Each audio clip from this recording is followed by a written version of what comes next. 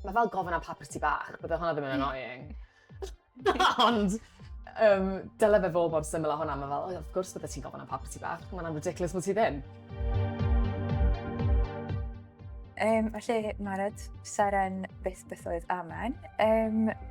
A ydy ddeith ni chydig bach am yr ysbrydoliaeth tu nôl i'r sioe? Ges i gyfle i wneud bwrswri datblygu syniad gyda Theatr Cymru nôl yn ystod cyfnod clo. Gwyn i really moyn ysgrifennu rhywbeth a ysgrifennu cymeriad o'n i'n really moyn chwarae. Ond hefyd o'n i moyn trafod pethau eitha anodd. Dwi'n meddwl mae hynna'n bwysig, yn enwedig mewn cyd-destun lle mae'r cyfryngau'n aml iawn yn gweld ni fel maen nhw'n creu straeon sydd yn ffocysu ar inspiration porn ac yn creu ni fel pobl i teimlo biti dros dyn nhw. Felly, mae'r sioe yn herio hynna mewn ffordd, dydy, ac yn rhoi platform i siarad am aneglwydd mewn ffordd ffres.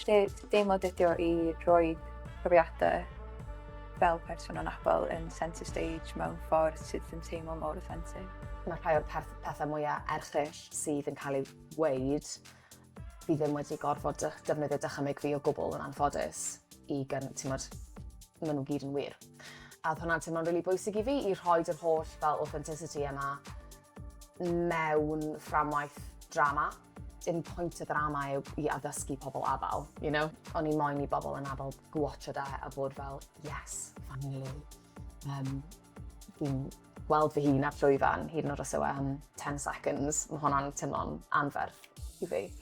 Ie, yn union. Ac o'n i'n teimlo fel yna pan o'n i'n gwylio fo. O'n y pethau o'n i'n gallu relatio i. Just gymaint o teimladau. Mae o'n mor refreshing gweld hynna ar y llwyfan. Ddim wedi cael ei greu gan pobl abal. Ac hefyd bod o'n cael ei berfformio gan rhywun sydd yn anabl, hefyd yn aml iawn. Dy'r cymeriadau anabl ddim yn cael ei chwarae gan pobl anabl yn aml iawn, felly mae hynna'n really refreshing. Sut oedd y broses ar y toi? Mae pawb yn beautiful souls ac hebddo nhw byddwn ni ddim yn gallu gwneud achos fi ddim yn teimlo ar ben fy hun. Mae'n sioe really vulnerable, ond fi ddim o gwbl yn teimlo fel bod fi ar ben fy hun ar y llwyfan yna. Fi mor browd o pawb a mor ddiolchgar o pawb. A just fel person creadigol sydd wedi cael y cyfle i roi drama ar lwyfan, mae hwnna'n anrhydedd i cael wneud hwnna.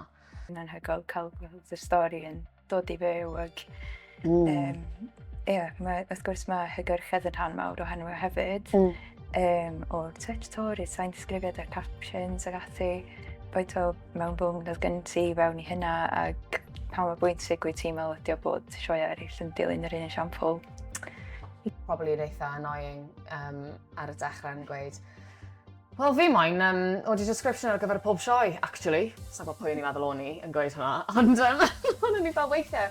Sa'n gwybod ti, ond pam ti mewn sefyllfa, dyma tiny bit o pŵer gen ti, mae e mor bwysig mwyn i'n trio, achos ti'n dod ti yn sawl gwaith ti'n mynd i'r theatr a ti eisiau description am rhaid ti fynd ar yr un sioe penodol.